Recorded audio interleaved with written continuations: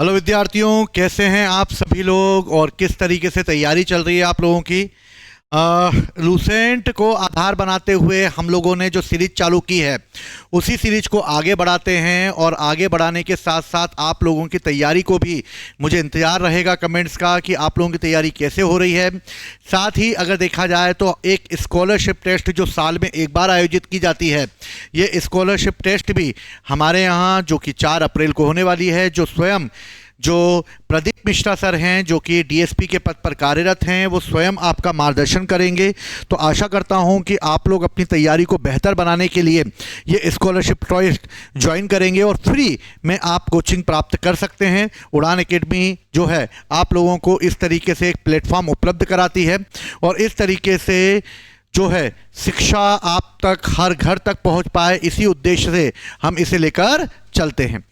चलिए हम लोग आगे बढ़ते हैं और आगे हम लोगों ने देखा था कि जैन धर्म में जो हैं वो ऋषभदेव और अरिष्टनेमी जो हैं उनका नाम का उल्लेख मिलता है।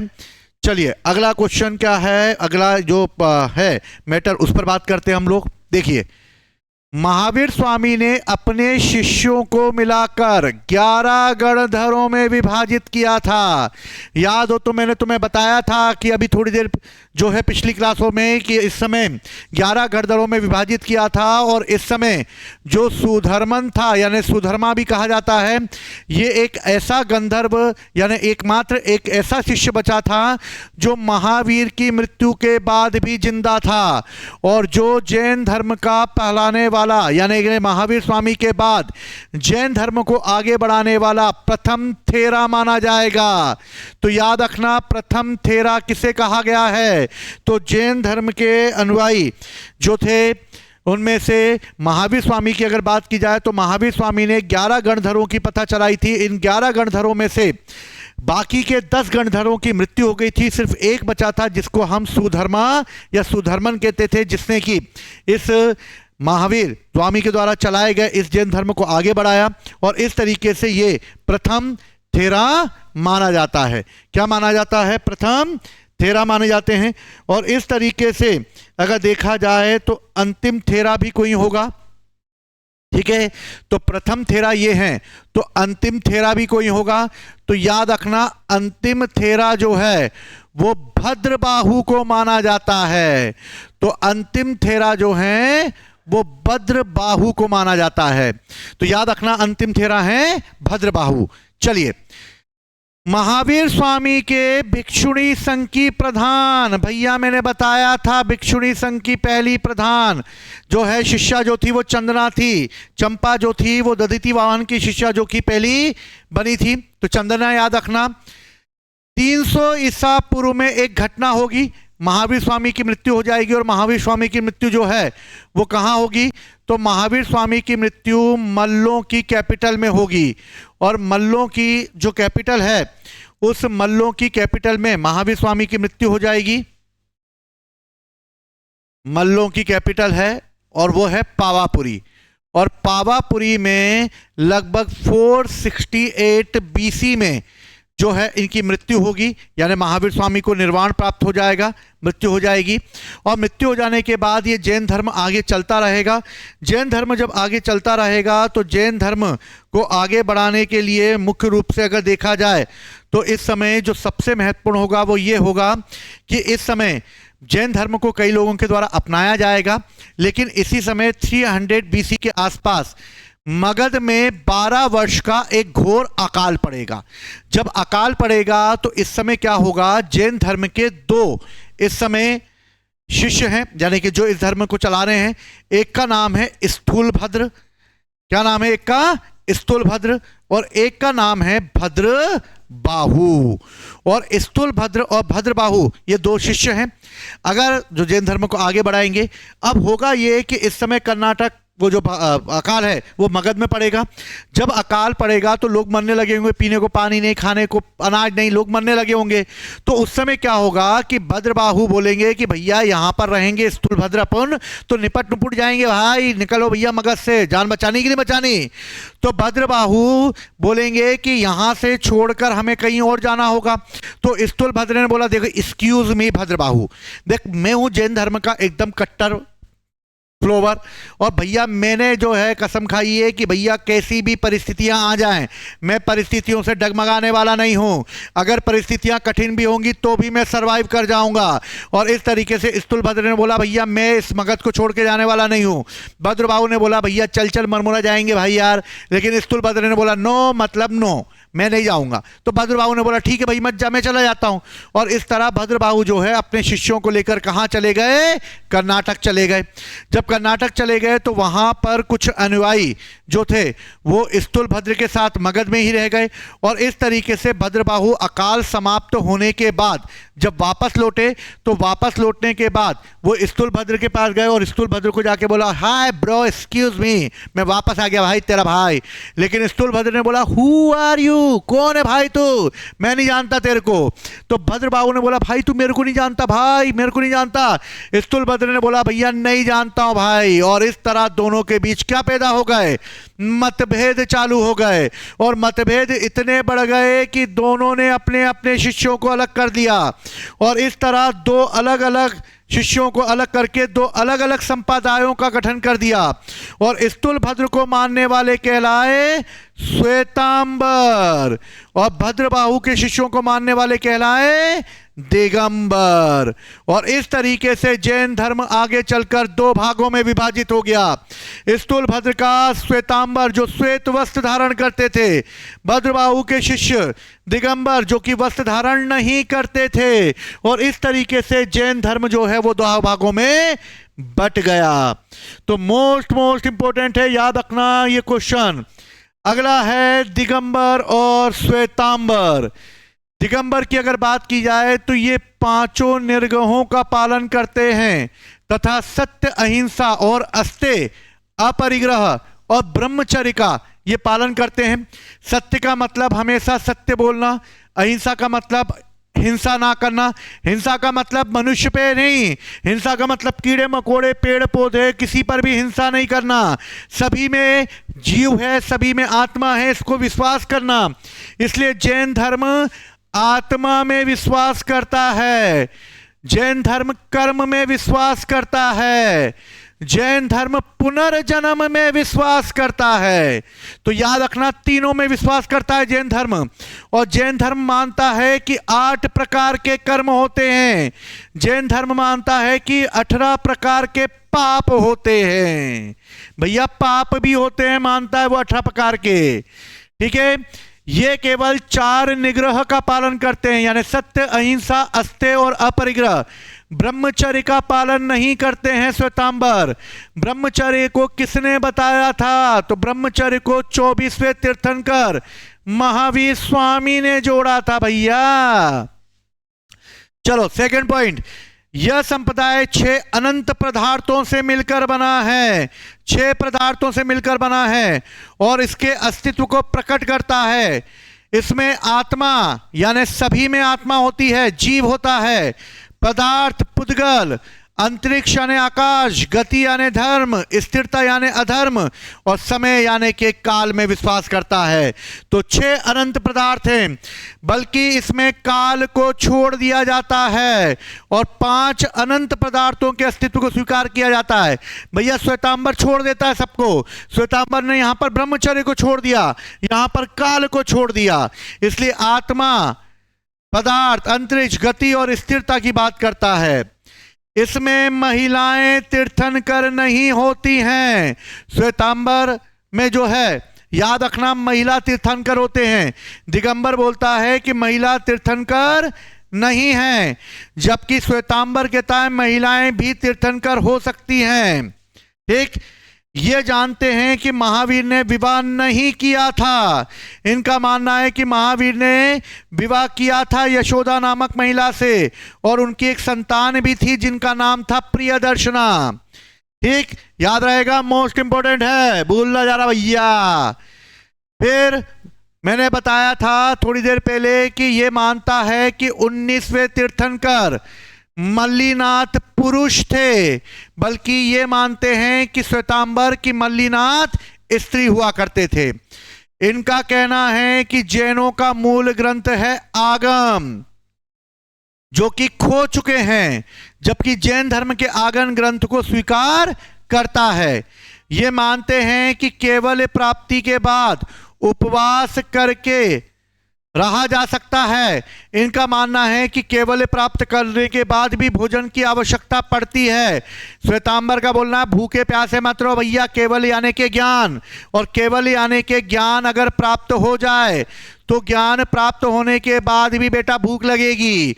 लेकिन इनका मानना है दिगंबर को कि केवल प्राप्ति के बाद उपवास करके रहा जा सकता है, भूख वूख की टेंशन नहीं है, भूखे रहो, एंजॉय करो, कहीं मिले तो खाओ, ना नहीं मिले तो मत खाओ।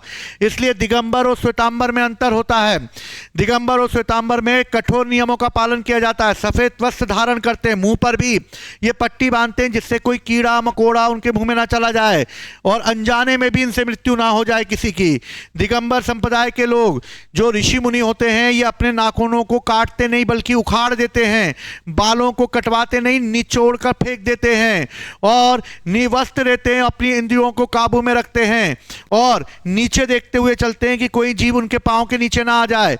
दूसरा चीज, भोजन ग्रहण करते समय अगर वो किसी के घर गए, भोजन मिल गया तो ग्रहण कर लेंगे, वरना दिन भर भोजन ग्रहण नहीं करेंगे, इसलिए उपवास करने की बात करते हैं। दूसरा, ये आरामदायक बिस्तर पे नहीं सोएंगे, जमीन पर चटाई बिछा के सो जाएंगे। भैया कठोर नियम फॉलो करते हैं, करना हो तो कर लेना भैया तुम लोग, ठीक है। ये स्त्रियों को इसी जीवन में मुक्ति के विरोध करते हैं कि स्त्रियों को इसी जीवन में मुक्ति नहीं हो सकती, जबकि श्वेतांबर कहते हैं इसी जीवन में स्त्रियों को मुक्ति का अधिकारिणी माना जा सकता है। ये सफेद वस्त्र नहीं पहनते क्योंकि इन्हें निर्वाण मोक्ष बाधक माना सकता है। ये सफेद वस्त्र धारण करते हैं क्योंकि निर्वाण मोक्ष में बाधक नहीं हो सकते कपड़े। तो मोस्ट इंपॉर्टेंट है, याद रखना श्वेतांबर और दिगंबर में अंतर, एग्जाम में पूछा जाता है ये कई बार। चलिए, 2 जैन संगतियां आयोजित हुई हैं। पहली जैन संगति होगी 300 BC में पाटलिपुत्र में स्तुलभद्र के समय, दूसरी होगी 512 में वल्लभी गुजरात में देवार्धीश समाश्रवण के तहत। पहले के समय शासक होगा चंद्रगुप्त मौर्य। कौन होंगे? चंद्रगुप्त मौर्य होंगे। और चंद्रगुप्त मौर्य जो हैं वो मौर्य वंश के एक महान शासक होंगे और मौर्य वंश के महान शासकों में इन्हें गिना जाता है। दूसरा, इस समय निर्वाण प्राप्त करते समय, मृत्यु प्राप्त करते समय 2 तरह की विधियां होती हैं। एक विधि जो कि दिगंबर अपनाते हैं और एक विधि जो कि श्वेतांबर अपनाते हैं। इसे कहते हैं काया कलेश, और काया कलेश को ही कहा जाता है संलेखना विधि। अभी ऋषियों के द्वारा जो काया कलेश संलेखना विधि के द्वारा ये अपने प्राणों को त्यागते हैं और इन प्राणों को त्यागते समय ये माना जाता है कि मुख्य रूप से मनुष्य को या किसी तीर्थंकरों को, या तीर्थंकर तो है नहीं, ऋषि मुनियों को काया कलेश या संलेखना विधि के द्वारा अपने प्राण त्यागने चाहिए। प्राण त्यागने के पीछे इनका मोटिव यह है कि भैया अपने अंतिम समय को निर्धारित करो, निर्धारित करने के बाद भोजन ग्रहण करना बंद कर दो। भोजन ग्रहण करने के बाद तुम सन्यासी यानी कि ध्यान की मुद्रा में चले जाओ। ध्यान की मुद्रा में जाने के बाद पानी को अभी ग्रहण करना बंद कर दो और उसके बाद तुम ध्यान में मग्न हो जाओ और तुम्हें तुम्हारा शरीर से तुम्हारी आत्मा अलग हो जाएगी। जब यह संलेखना विधि या काया कलेश विधि की जाती थी तब इस समय सर को एक रस्सी से बांध दिया जाता था, क्योंकि जब आत्मा शरीर को छोड़ के जाएगी तो शरीर निष्ठुर हो जाएगा और आकर ऐसे गिर जाएगा, इसलिए शरीर को रोकने के लिए रस्सी से बांध दिया जाता है।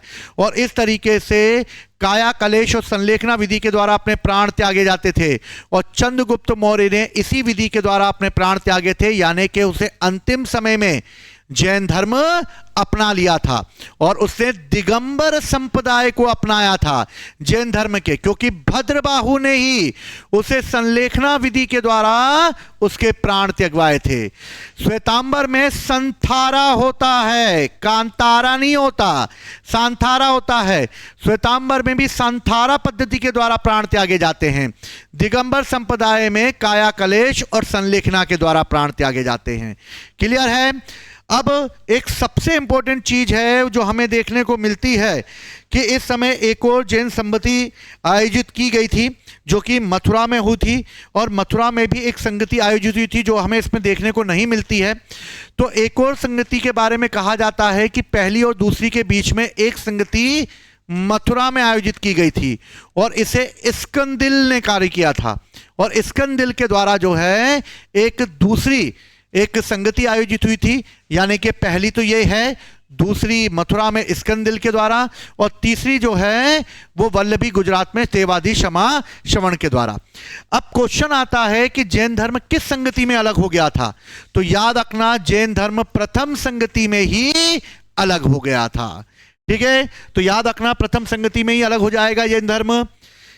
जैन धर्म में त्रिरत्नों की आस्था है, और महावीर स्वामी का यह कहना है कि अगर किसी भी व्यक्ति को निर्वाण प्राप्त करना हो तो निर्वाण प्राप्त करते समय उसे मेरे बताए गए नियमों को फॉलो करना होगा, और त्रिरत्नों में आस्था रखकर वो निर्वाण प्राप्त कर सकता है।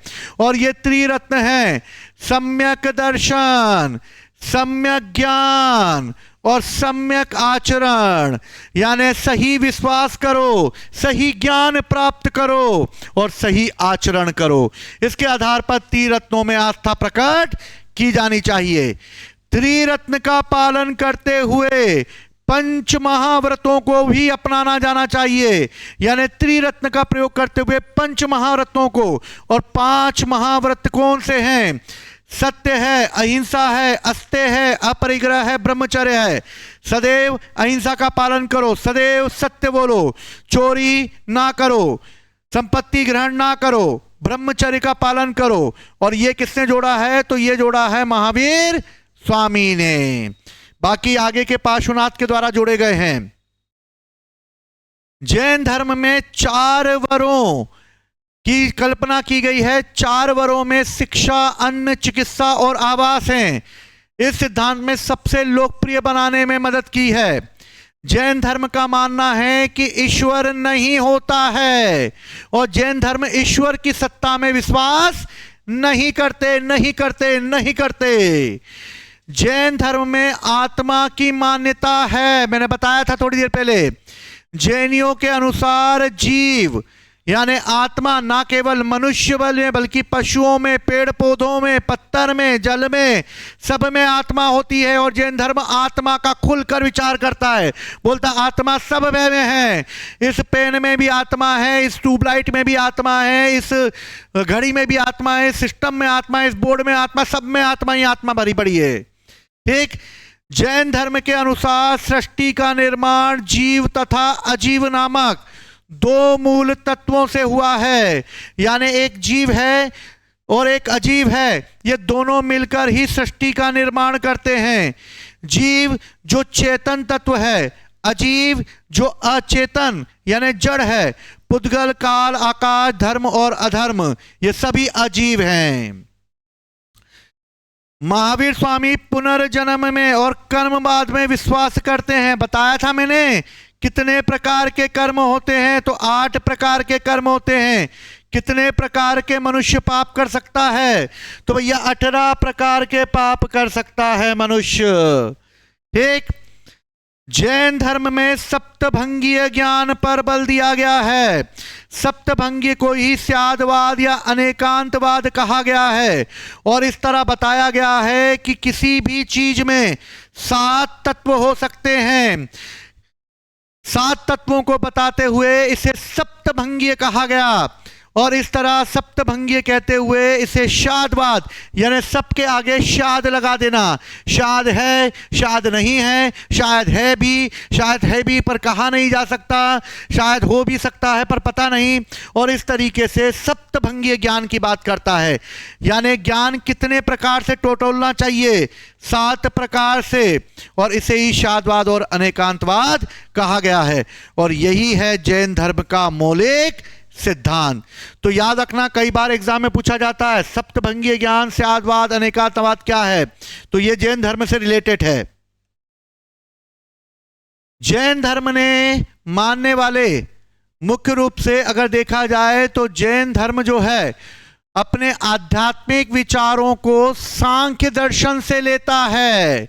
तो भैया कपिल मुनि के सांख्य दर्शन को अपनाया है और कपिल मुनि के सांख्य दर्शन को ग्रहण करता है। जैन धर्म में भी प्रमुख त्योहार हैं, जैसे महावीर जयंती, पर्युषण पर्व पापों से मुक्ति के लिए, अष्टहंका और दीपावली, ये सब इसी के अंतर्गत आते हैं। जैन धर्म का मानना है कि कुछ राजा जैसे उदयन, वंदराज, चंद्रगुप्त मौर्य, कलिंग नरेश खारवेल, राष्ट्रकूट राजा अमोघवर्ष, चंदेल शासक जो हैं सभी ने जैन धर्म को अपनाया था। चंद्रगुप्त मौर्य और राष्ट्रकूट शासक इंद्र चतुर्थ ने संलेखना विधि के द्वारा प्राण त्याग किए थे और इंद्र चतुर्थ ने भी संलेखना विधि को अपनाया था। ठीक है, तो याद रखना, मोस्ट इंपॉर्टेंट है। और इस तरह संलेखना विधि के द्वारा अपने प्राणों को त्याग दिया था। ठीक, तो याद रखना इस तरह। आगे याद रहेगा, ये सब जैन धर्म को अपनाने वाले हैं। चलो अगला है मैसूर के गंगवंश के शासक। भैया मैसूर यानी कि उत्तरी कर्नाटक में गंगवंश हुआ करता था और गंगवंश का एक सेनापति था जिसका नाम था चामुंडराय। क्या नाम था? चामुंडराय। चामुंडराय ने कर्नाटक के स्वर्णबेलगोला में 10वीं शताब्दी में, याद रखना कहां पर? कर्नाटक के स्वर्णबेलगोला में 10वीं शताब्दी के मध्य एक विशाल बाहुबली की ग्रेनाइट पत्थर से, किस पत्थर से? ग्रेनाइट पत्थर से एक मूर्ति बनवाई थी जिसका नाम था गोमेतेश्वर की मूर्ति। गोमेतेश्वर जो हैं वो ऋषभदेव के पुत्र हैं और ऋषभदेव के पुत्र गोमतेश्वर के उसमें मूर्ति बनवाई गई थी और गोमतेश्वर की मूर्ति जो है वो कायोत्सर्ग रूप में बनाई गई थी। कायोत्सर्ग मुद्रा का मतलब है एक स्थिर मुद्रा, जिस तहत वो खड़े हुए हैं, स्थिर हैं और ध्यान में लगे हुए हैं। नीचे चींटियां और जानवर वगैरह सब हैं, लेकिन उनके ध्यान मुद्रा को तोड़ नहीं पा रहे, एकदम ध्यान में मग्न हो गए हैं, कायोत्सर्ग स्थिर रूप में हैं। महावीर तपस्या को इसी मुद्रा में अपनी चारों ओर के वातावरण से अनभिज्ञ हैं, किसी से उनको परवाह नहीं पड़ती है, कोई भी आए भैया वो तो ध्यान में लगे हुए हैं। पैरों में सांप लपेट गए हैं, चींटियां मिट्टियों के घरौंदे बना चुकी है, लेकिन उनके ध्यान को डगमगा नहीं पाएंगी। और इस तरह 18 फीट मतलब 18 मीटर यानी 57 फीट तक, कई लोगों का मानना है कि यह मीटर थोड़ा सा 17.5 मीटर तक है। ठीक है, तो 18 मीटर यानी 57 फीट ऊंची है।